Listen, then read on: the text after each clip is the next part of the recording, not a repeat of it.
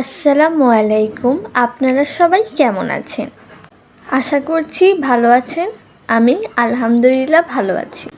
আজকে তোমাদের সাথে শেয়ার করব আমাদের নিজের গাছের মিষ্টি কুমড়ার রেসিপি।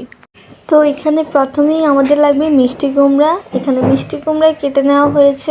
এখানে নিয়ে নেওয়া হলো পেঁয়াজ কুচি, টমেটো কুচি আর কাঁচামরিচ কুচি, ধনিয়া পাতা, আর এখানে মাছ ভাজি করে নেওয়া হয়েছে। তো এখানে প্রথমে পাতিলে তেল গরম করে নিতে হবে। তেলটা গরম হয়ে গেলে পেঁয়াজ কুচি দিয়ে দিতে হবে। এখন দিয়ে দেওয়া হলো মরিচ। এখন এখানে আদা রসুন পেস্ট দিয়ে দেওয়া হলো। তারপর দিয়ে দেওয়া হলো হলুদের গুঁড়া, মরিচের গুঁড়া। এখন এখানে দিয়ে দেওয়া হলো জিরার গুঁড়া। এখন এখানে দিয়ে দেওয়া হলো পরিমাণ মতো লবণ।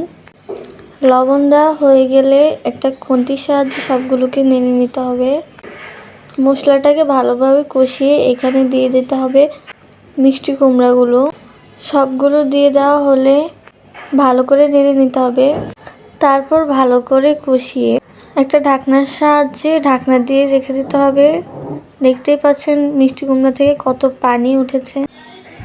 তারপর এখানে ভালো করে নেড়ে নেওয়ার পর এখানে সামান্য পরিমাণ পানি দিয়ে সিদ্ধ করে নিতে হবে। তারপর ভালো করে পানি দিয়ে সিদ্ধ করে নেওয়ার পর ঢাকনা দিয়ে ঢেকে রাখতে হবে।